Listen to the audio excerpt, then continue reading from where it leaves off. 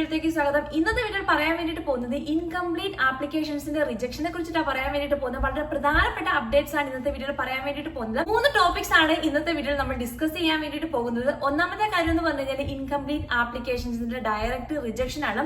രണ്ടാമത്തേന്ന് പറഞ്ഞാൽ സെക്കൻഡ് ആപ്ലിക്കേഷൻസിനുള്ള പുതിയ റൂൾസിനെ കുറിച്ചിട്ടാണ് പറയാൻ വേണ്ടിയിട്ട് പോകുന്നത്. മൂന്നാമത്തെ കാര്യം എന്ന് പറഞ്ഞാൽ റീസ്റ്റോറേഷൻ സ്റ്റാറ്റസിലേക്ക് നിങ്ങൾ മെയിൻറ്റെയിൻ ചെയ്ത് ഇവിടെ നിൽക്കണമെങ്കിലുള്ള കുറച്ച് റൂൾസിന്റെ ചേഞ്ചസ് എന്തൊക്കെ കാര്യങ്ങളാണ് ശ്രദ്ധിക്കേണ്ടത്, അങ്ങനെയുള്ള കാര്യങ്ങളാണ് ഇന്നത്തെ വീഡിയോയിൽ പറയാൻ വേണ്ടി പോകുന്നത്. ഒട്ടും തന്നെ സമയങ്ങളുണ്ട്, വീഡിയോ സ്റ്റാർട്ട് ചെയ്യാം. രണ്ടാമത്തെ കാര്യം എന്ന് പറഞ്ഞു കഴിഞ്ഞാൽ ടെമ്പററി സ്റ്റാറ്റസ് നമ്മൾ മെയിൻറ്റെയിൻ ചെയ്യാൻ വേണ്ടിയിട്ട് നമ്മൾ ആപ്ലിക്കേഷൻസ് സബ്മിറ്റ് ചെയ്ത് വിസ എക്സ്റ്റൻഷന് വേണ്ടിയിട്ട് നമ്മൾ സബ്മിറ്റ് ചെയ്യാറുണ്ട്. പക്ഷെ ഈ ഒരു കേസിൽ ഇൻകംപ്ലീറ്റ് ആപ്ലിക്കേഷൻസ് ആണ് നിങ്ങൾ സബ്മിറ്റ് ചെയ്യുന്നെങ്കിലും ഡയറക്റ്റ് റിജക്ഷൻ എന്ന ഒരു കണ്ടീഷൻ ആണ് ഈ ഒരു മെയ് 28, 2025 മുതൽ വരാൻ വേണ്ടിയിട്ട് പോകുന്നത്.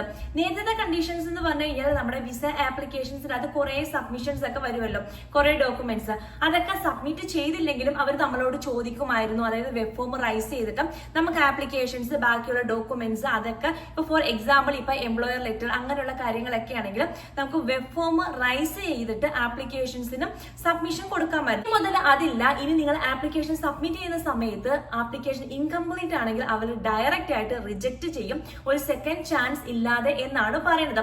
ഒരുപാട് ആൾക്കാർ വിസ സ്റ്റാറ്റസ് തീർന്നാലും ഇപ്പൊ ജോലിയുള്ള ആൾക്കാരൊക്കെ ആണെങ്കിലും ഇവിടെ നിൽക്കാൻ വേണ്ടിയിട്ട് ഒരു ഡമ്മി എന്നൊരു കേസിൽ ഈ ഒരു ആപ്ലിക്കേഷൻ സബ്മിറ്റ് ചെയ്തിട്ട് ഇവിടെ നിൽക്കുമായിരുന്നു. പക്ഷെ ഇനി മുതൽ നിങ്ങളുടെ ആപ്ലിക്കേഷൻ റിജക്ട് ആയാൽ നിങ്ങൾ അപ്പം തന്നെ നിങ്ങളുടെ ഹോം കൺട്രിയിലേക്ക് റിട്ടേൺ പോകണം എന്നൊരു കണ്ടീഷനാണ് വന്നിരിക്കുന്നത്. ഒരു സെക്കൻഡ് ആപ്ലിക്കേഷൻസിനുള്ള പുതിയൊരു റൂൾ എന്ന് പറഞ്ഞു കഴിഞ്ഞാൽ ഇപ്പൊ നിങ്ങളുടെ ഒരു ടെമ്പററി റെസിഡൻസ് അല്ലെങ്കിൽ നിങ്ങൾ ഇപ്പൊ ഏത് സ്റ്റാറ്റസിലായിക്കോട്ടെ, ഇപ്പൊ സ്റ്റുഡന്റ് സ്റ്റാറ്റസ് ആണെങ്കിലും ഇപ്പൊ വർക്ക് പെർമിറ്റ് സ്റ്റാറ്റസ് ആണെങ്കിലും നിങ്ങളുടെ വാലിഡിറ്റി തീരാൻ വേണ്ടിയിട്ട് പോവുകയാണെങ്കിൽ നിങ്ങൾ രണ്ടാമത് ആപ്ലിക്കേഷൻ എക്സ്റ്റൻഷന് വേണ്ടി സബ്മിറ്റ് ചെയ്യുന്ന സമയത്ത് കംപ്ലീറ്റ്ലി അവർ പറയുന്ന എല്ലാ ഡോക്യുമെന്റ്സും ആ ഫസ്റ്റ് ടൈം തന്നെ സബ്മിറ്റ് ചെയ്യുക. കാരണം ലേറ്റർ നമ്മൾ വെബ് ഫോം റൈസ് ചെയ്യാം, അവരെന്തായാലും നമ്മളോട് ചോദിക്കുമല്ലോ ഡോക്യുമെന്റ്സ് വേണമെങ്കിൽ. അങ്ങനെയുള്ള ഒരു റിസ്ക്കും എടുക്കാതിരിക്കുക, ഇൻക്ലൂഡിംഗ് ഫൈനാൻഷ്യൽ സ്റ്റാറ്റസ് ആണെങ്കിൽ കൂടി. കാരണം ചില കണ്ടീഷൻസിലും നമ്മുടെ ഫൈനാൻഷ്യൽ ഡോക്യുമെന്റ്സ്, ബാങ്ക് സ്റ്റേറ്റ്മെന്റ് അങ്ങനെയുള്ള കാര്യങ്ങൾ ഒക്കെ സബ്മിറ്റ് ചെയ്യണം. അതൊക്കെ എന്ന് പറഞ്ഞു കഴിഞ്ഞാൽ ഈ ഒരു വിസ എക്സ്റ്റൻഷന് വെക്കുന്ന സമയത്ത് തന്നെ സബ്മിറ്റ് ചെയ്യാം.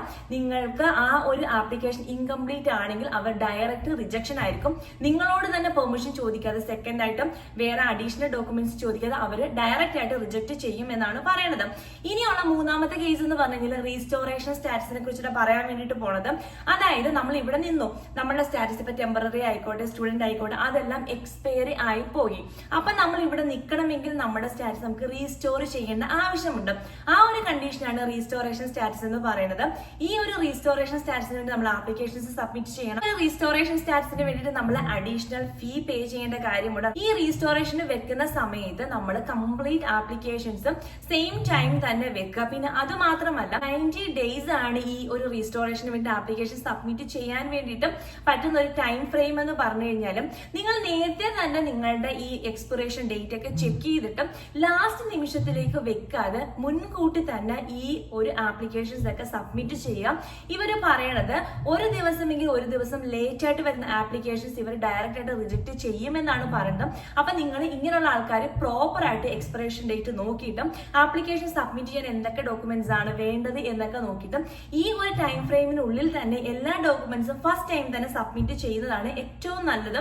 നിങ്ങളുടെ സ്റ്റാറ്റസ് റീസ്റ്റോർ ചെയ്യണമെങ്കിൽ നേരത്തെ കണ്ടീഷൻസ് എന്ന് പറഞ്ഞു കഴിഞ്ഞാൽ നമ്മളിപ്പോ എന്തെങ്കിലും ഒരു ഡോക്യുമെന്റ്സ് മിസ്സായി കഴിഞ്ഞാൽ കൂടി അവർ നമ്മുടെ അടുത്ത് ആവശ്യപ്പെടുമായിരുന്നു നിങ്ങൾ ഈ ഒരു സമയത്തിനുള്ളിൽ അപ്ലോഡ് ചെയ്യാൻ വേണ്ടിയിട്ട്. പക്ഷെ ഇനി മുതൽ അതില്ല എന്നാണ് പറയുന്നത്. കാരണം ഇവിടെ നമ്പർ ഒരുപാട് കൂടുതലായതുകൊണ്ടിട്ടും ഇത് കുറയ്ക്കണം എന്ന ഉള്ള ഒരു എയിം വെച്ചിട്ടാണ് എല്ലാ കാര്യങ്ങളും പക്കയായിട്ട് വെക്കുന്ന ആൾക്കാരെ മാത്രം അപ്രൂവലും ബാക്കിയുള്ള ആൾക്കാർക്കും ഡയറക്റ്റ് റിജക്ഷൻസും കൊടുക്കണം എന്നാണ് പറയുന്നത്. ഒരു കാര്യം എന്ന് പറഞ്ഞു കഴിഞ്ഞാൽ ഇപ്പം സ്റ്റഡി പെർമിറ്റ് ആണെങ്കിലും ടെമ്പററി വർക്ക് പെർമിറ്റ് ആണെങ്കിലും എന്തൊരു കേസ് ആണെങ്കിലും നിങ്ങൾ എക്സ്റ്റൻഷൻ ഒക്കെ വെക്കുന്ന സമയത്ത് നമ്മൾ ഏത് ഡേറ്റ് ആണ് എക്സ്പയറി ആകുന്നതെന്ന് മുൻകൂട്ടി മനസ്സിലാക്കിയിട്ട് നിങ്ങൾക്ക് റീസ്റ്റോറേഷൻ ചെയ്യണമെങ്കിൽ അതിന് സബ്മിറ്റ് ചെയ്യാം, നിങ്ങൾക്ക് എക്സ്റ്റൻഷൻ കൊടുക്കണമെങ്കിൽ അതിന് സബ്മിറ്റ് ചെയ്യാം.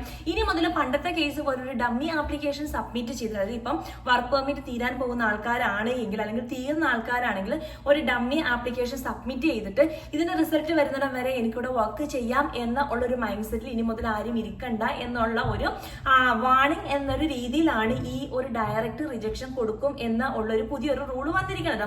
അപ്പൊ എന്തായാലും ഇവിടെ ഉള്ള ആൾക്കാർക്ക് ഈ ഒരു ഇൻഫർമേഷൻ യൂസ്ഫുൾ ആയെന്ന് ഞാൻ വിചാരിക്കുന്നു. നിങ്ങളുടെ അഭിപ്രായം എന്താണെങ്കിലും താഴെ കമന്റ് ആയിട്ട് മെൻഷൻ ചെയ്യാം. നിങ്ങൾക്ക് എന്തെങ്കിലും കാര്യങ്ങൾ അറിയണം, പറയണം, കേൾക്കണം, എന്തെങ്കിലും ടോപ്പിക്കിൽ വീഡിയോ വേണം, അതാണെങ്കിലും മെൻഷൻ ചെയ്യാം. ഇനി നമുക്ക് പുതിയൊരു വീഡിയോയിൽ പുതിയൊരു ടോപ്പിക്കിൽ കാണാം. അതുവരെ ബൈ.